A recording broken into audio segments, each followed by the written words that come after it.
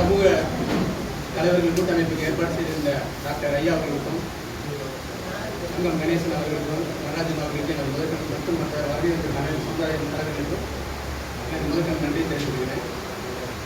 என் பேர் எம்ஜிஎம் குறும்பன். நான் தமிழ்நாடு குறும்பர் பேரவை அப்படிங்கிற ஒரு அமைப்பு நடத்திருக்கிறோம்.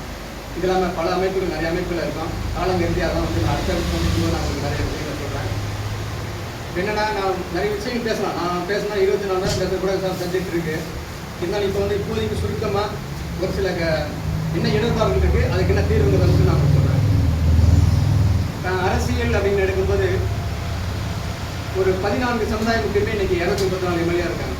எம்பியும் 49 எம்பியும் சரி, 234 எம்எல்ஏ ஜாதி வாரி பார்த்தீங்கன்னா ஒரு 14 சமுதாயத்தில் அடங்கினாங்க.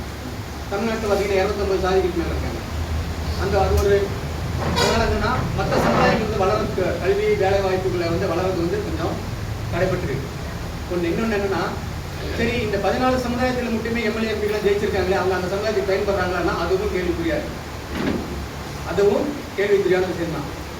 சரி, இதை எப்படி நம்ம மாற்ற முடியும் அப்படின்னா, குறைஞ்சபட்சம் ஒரு 50லேருந்து ஒரு 100 சமுதாயங்களுக்கு நம்ம வாய்ப்பு கொடுத்தோம்னா நல்லாயிருக்கும். சரி, இது வந்து சாத்தியக்கூறா அப்படின்னீங்கன்னா உண்டு. ஏன்னா 2016 வந்து நாம் தமிழர் கட்சி ஏறக்குறைய ஒரு 30 சமுதாயங்களுக்கு வாய்ப்பு கொடுத்தது.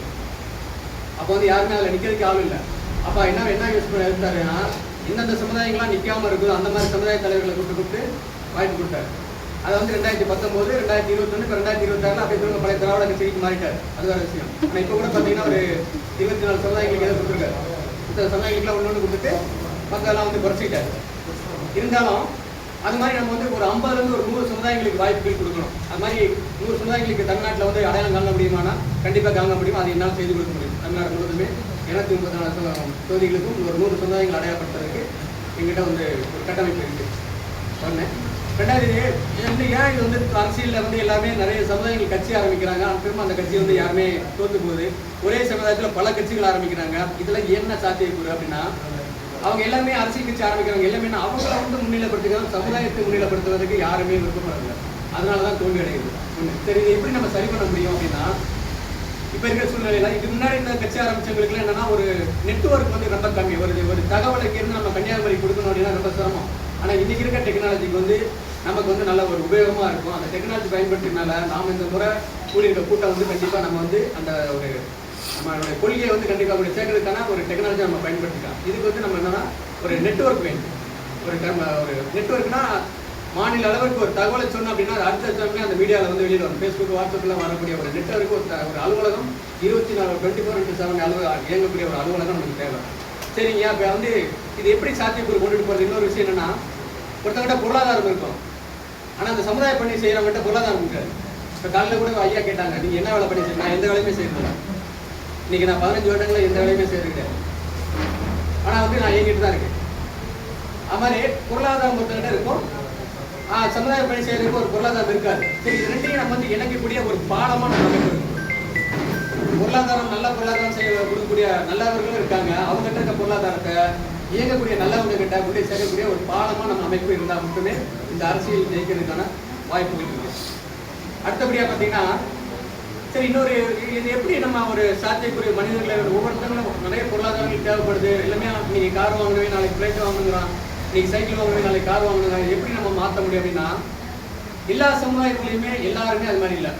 ஒரு சில ஆட்கள் நம்ம வந்து இந்த உலகத்தில் இந்த பிரபஞ்சம் நமக்கு உயர்ந்தது, அந்த மனிதனை ஏன் படிச்சுட்டோ அதுக்காக வாழக்கூடிய சமுதாய தலைவர்கள் இருக்காங்க. அவங்கள நம்ம அடையாளம் காணணும். இது வந்து இதுக்கு முன்னாடி உள்ள கூட்டமைப்புகள் இந்த கிடக்கூடிய பார்த்தீங்கன்னா 2000 தெரியும். 2011 இந்த மாதிரி ஒரு அமைப்பு அப்பப்போ எலெக்ஷன் சமயத்தில் பண்ணுறோம். திரும்ப அது வந்து போயிருக்கு. ஆனால் ஏன்னா என்னை பொறுத்த வரைக்கும் வெற்றி தான், தோல்வி கிடையாது. அது ஒவ்வொரு படியாக ஏறி இப்போ ஓரளவுக்கு கொண்டு வந்திருக்கும். ஆனால் என்னன்னா, அது ஏன் தோற்று போகுது அப்படின்னா காரணம் என்னன்னா, எல்லாமே வந்து அந்த அவங்களுடைய அந்த அவங்க இங்கே எதுக்காக வந்திருக்காங்கிற ஒரு புரிதல் இல்லாததான். அதுதான் இப்போ இந்த பிரபஞ்சத்தில் பார்த்தீங்கன்னா எல்லா உயிரினங்களுமே வேலை செஞ்சு பழைக்க வேண்டிய அவசியமே இல்லை. அதை முதல்ல இங்கே எல்லாம் புரிஞ்சுக்கணும். யாருமே உழைச்சி சம்பாதிச்சு பழைக்க வேண்டிய அவசியமே கிடையாது. ஆண்டவன் அந்த மாதிரி யாருக்கும் கொடுக்கல. நம்ம மனுஷன் மட்டும்தான் நம்ம சம்பாதிக்கிறோம், வீட்டை கட்டுறோம், எல்லாமே சேமிச்சு வச்சுருக்கோம். சேமிச்சு வைக்குதா, அதையாவது வீடு கட்டுதா, அதனால எதுவுமே சரி. ஆனால் அதுவும் வந்து உயிர் வாழ்ந்து அடுத்ததுக்கு நம்ம நகருது. ஆனால் நாமளும் அதேமாதிரி நகர முடியும். ஆனால் அதை வந்து நம்ம உணர்றதில்லை. அதை வந்து மக்கள்கிட்ட கொண்டு சேர்க்கணும். அது இன்னொன்று இப்போ ஐயா சொன்ன மாதிரி 15,000க்கு மேற்பட்ட ஊராட்சிகளில் ஒரு கட்டமைப்பு இருக்குங்கிறாங்க. அந்த மாதிரி கட்டமைப்புகள் வந்து இந்த மாதிரி ஆர்வமும் உள்ளவங்க இல்லை. அவங்க ஒரு சின்ன சின்ன இடத்துக்குள்ள மட்டுமே அவங்களுக்கு செய்யறதுக்கான நாள்கள் முடிஞ்சது. இவங்க வந்து மனிதன் பார்த்தீங்கன்னா 30 வயசுலேருந்து 60 வயசு வரைக்கும் அவங்களால உழைக்க முடியும். 30 வயசுக்கு முன்னாடி இது என்னங்கிறது தெரியாது, உலகத்தை பற்றி தெரியாது. 60 வயசுக்கு மேலே அவங்க உடல்நிலை அவங்களுக்கு ஒத்துழைப்பு கொடுக்காது. இந்த ரெண்டுக்கு இந்த 30 வயசுக்குள்ள நம்ம என்னெல்லாம் செய்ய முடியுமோ அதுக்கான கட்டமைப்புகளை செய்யக்கூடிய ஆட்களை நம்ம அந்த ஒரு குழுவை வந்து தெளிவாக நம்ம கொண்டு போயிடணும். அந்த கட்டமைப்பு செய்யறதுக்கு இது வரைக்கும் யாருமே ஒரு தமிழகத்தில் இல்லை. அதனால அந்த மாதிரியான ஒரு காலி இடத்தை நம்ம நிரப்புறதுக்கு இந்த குழு அமையணும்னு என்னுடைய விருப்பத்தை நான் தெரிவிச்சுக்கிறேன். சரி, இது எப்படி சாத்தியக்கூட இருக்குதா ஏற்கனவே இருக்குதான்னு கேட்டால் அதுக்கு நான் உங்களுக்கு உதாரணம் தரேன். இங்கே நகரத்து செட்டியார் கேள்விப்பட்டிருக்கீங்க.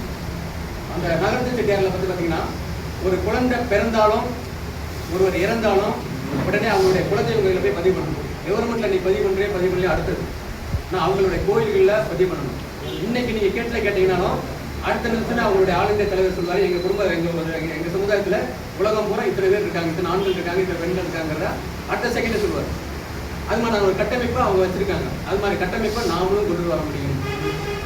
அதுக்கான கட்டமைப்புகள் நாமளும் கொண்டு வர முடியும். அது வந்து என்னன்னா எல்லா சமுதாயத்துக்கும் கொண்டு வரும். அதுதான் அதை வந்து எல்லாத்துக்குமே அந்த அதிகார பகுதிகளை வந்து எல்லா சமுதாயத்துக்கும் நம்ம கொடுக்கும்போது தானாக வந்துடும். அவங்களுக்கு மற்ற சின்ன சின்ன சமுதாயங்களில் என்ன அப்படின்னா அவங்களுக்கு ஏன் ஒன்று சேர்க்க விடாம இந்த திராவிட கட்சிகள் எல்லாமே இப்படி பண்ணிட்டு இருக்காங்க. எப்படி ஒரு 60 வருடங்கள் தான் இந்த நிகழ்வுகள். அதுக்கு முன்னாடிலாம் இந்த நிகழ்வுகள், அதுக்கு முன்னாடி கட்டின கட்டடங்கள்லாம் பார்த்தீங்கன்னா எதுவுமே கவர்மெண்ட் கட்டடங்கள் எதுவுமே பாலடையாது.